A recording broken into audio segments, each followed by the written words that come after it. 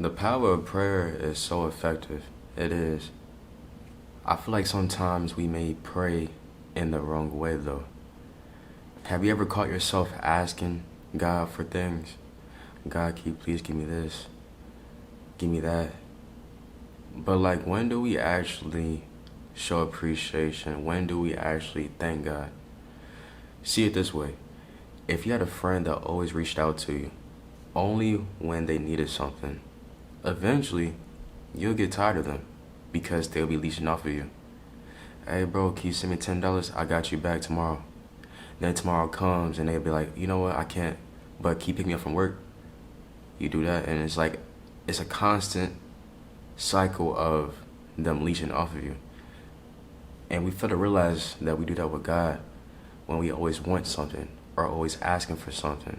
But yet he's providing so much to us, but we overlook it because it may not satisfy our wants.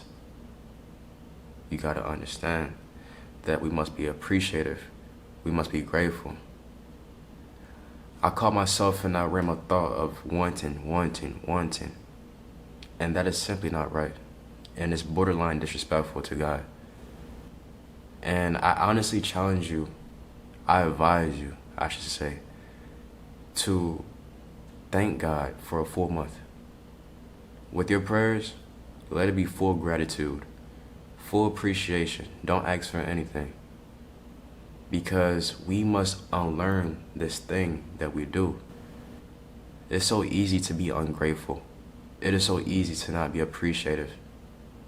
And that is the scary thing about it, because that alone is a sin. You gotta realize that some people can't live or aren't able to live how we do, but yet we want more. You have a place to stay, but yet you want a bigger home. You have transportation, but yet you want a better car. You have a job, but you want a better job that pays more. You see how we always ask God for more and more and more, but we're not thanking him for what we already have right now? Not knowing if you keep on being grateful and you keep on being appreciative, everything that you do want will become reality with patience. That is what God puts us through patience.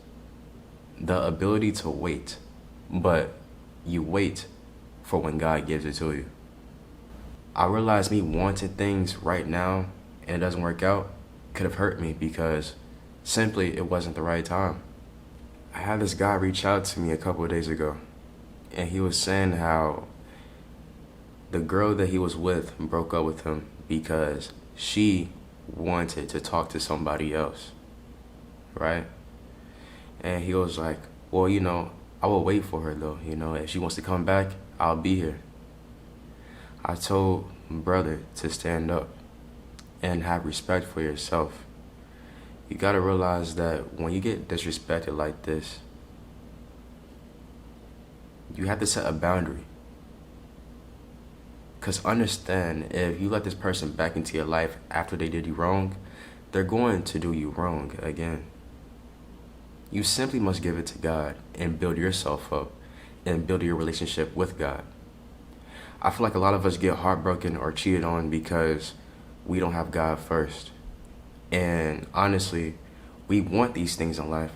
Oh, I want a girlfriend. I want more money. I want this. I want that. Not knowing that these are the things that are going to depart us from God. You want a relationship so much to the point that that is your main priority. That is on a pedestal over God. So if you was to get in a relationship, you wouldn't even think about God because you'd be so focused on the person that you're with, right? That's why these things don't be happening. That's why God doesn't give you these things. You must build your relationship with God, and everything else will fall into place when they are supposed to fall in place. You must be patient with this. You must know yourself fully. But not only that, when you are in a relationship, you must have God in the center. If you don't have God in the center, it's going to be very, very difficult to manage because it will simply be managed off flesh. It will be managed off of flesh if it's outside of God. And I'm just being real with you. It's something that we must understand. I've been on both sides. You know, I've been in a relationship of pure flesh, and now I'm currently in a relationship through the Holy Spirit. You know, it's God-centered. So whenever we have a problem or an issue, we give it to God. It's not me against you or you against me. It's we're together and we're going against a situation and we're handling it, we're praying about it, and we have God in the center of it. There's no arguing, no yelling, no toxic energy. It's just pure peace and understanding. Now, the thing is years ago, I was toxic. But as I got closer to God, I attracted certain people that bring peace as well. It's like the woman that I'm with right now, I realized that I would not have handled things or taken care of her the right way if I got her years back, because I wasn't taking care of myself years back. I wasn't right with God years back. I was moving off lust, flesh, sneaky links. I would have took advantage. And this is what I mean when I say you want something, but you haven't received it. You haven't received it because God knows that it would have destroyed you more than helped you. I had to get my life right with God. I had to get closer to God to fully understand how to take care of a woman. God is the answer to all your problems. Truly. But you must build your relationship with Him. And it's a journey, but that's the best thing about it. It's a journey. You're going to have ups and downs, but in the downs, make sure that you still stay close to Him. When you fall short, make sure you still stay close to Him. Okay? Don't fall short and all of a sudden you want to run away from Him because you feel like, what's the word for it? You feel ashamed. You feel guilty. You feel these emotions. And I understand that. But don't let your guilt and shame make you run from Him, though. Get closer to Him. Even through that guilt of falling short, you know? You got to. It is so important to stay consistent with your relationship with God, because no one's going to build your relationship with God but yourself. I just want you to just stay in the realm of appreciation. Start thanking God more every single day. Just thank Him. Thank you for waking me up and starting me on a brand new day. Thank you for a new opportunity. You got to understand that there's people that passed away last night and they were not living right. They didn't get a second chance, but you did. So it's like, if you're not living right now, God gave you another day, another opportunity. And that blessing right there is words cannot define. I thank God for that. When I fall short and I wake up the next day, I'm grateful because God has given me His mercy, forgiveness. You understand? That's powerful. Show gratitude, show appreciation, because literally tomorrow's not promised and you don't want to be on the wrong side when your time is up. And that's real. God's love is big, and it's upon us to keep on walking to Him, because He's here with open arms, literally. The way I see sin is cheating. I feel like we cheat on God when we sin. See it this way. If you were in a relationship and you cheated on your person today and you told him or her, they'll feel away, right? And then a month goes by and you end up cheating again. And you're like, hey, I cheated on you, but at least I went a month without cheating on you though, right? I guarantee your person will feel some type of way. They wouldn't put up with that. We cheat on God every single day. We sin every single day. We do Him wrong every single day. But yet He still forgives. Do you not understand how powerful that is? For us to choose flesh over Him, desires over Him, urges over Him, but yet He still forgives. That's a lot of love. But the thing is, do not take advantage of his love. God knows my heart. Nah, bro. That's an excuse. That is a pass to do what you want to do. Understand, you must surrender and you must obey him. Because that time is coming. I know that we have had many chances, but there's going to be a moment when we have no chances left. You must understand that.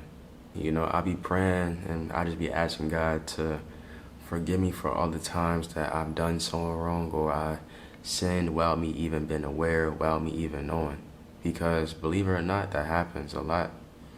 You're doing something that you do so naturally that you don't even notice what you're actually doing. Even cussing. I used to cuss a lot. And I've dialed down on it a lot, you know? I don't cuss as much. And when I do cuss, it slips out because I know that cussing is a sin, right? So it's a matter of unlearning things. And I know when I do slip up, I ask God for forgiveness right then and there, because I know that's not right. You know, but you gotta truly mean it though. Truly mean it. Don't just say it. Don't just go through the action. Really surrender to him. Give your heart to him. Give your love to him. Let go of everything you want in life, all your desires in life, and trust his destiny for you. Trust his timing for you. If things don't look right for you right now, that is okay, because it is a part of your journey. Maybe you have to go through that struggle, that storm, just so God can build you into the person that he wants you to be, so you'll be able to receive the things that you, quote unquote, want. Because now you'll know how to manage it. Now you'll know how to handle it because of everything you've been through in the past. You know that God is always there. God got you out of that storm. So now it is up to you to stay close to God through the rewards. You got to thank God through the good and through the bad. And your faith is really tested through the good. I know when things get bad, we kind of get cornered into going to God. But when life starts getting good, that's where the ego comes in, the pride, feeling like you're better than everybody. You stop doing these things of God. You stop praying, reading the word, because you have everything you want, right? That is the real challenge. That is the real challenge. When you have everything you want, make sure that you're still close to God. Make sure you're still living right through him and not through your own needs and desires. Let go of control and give it to him. I want to say thank you guys for this video. I love y'all. I want y'all to really please, take note on what I said. Please try to understand what I'm saying. I care for you. I love you. Make sure you pray. And if you want to follow me, my Instagram is somewhere down below. Also, if you want to subscribe, hit that bell. I'll highly appreciate you. I love you, and God loves you more. Peace.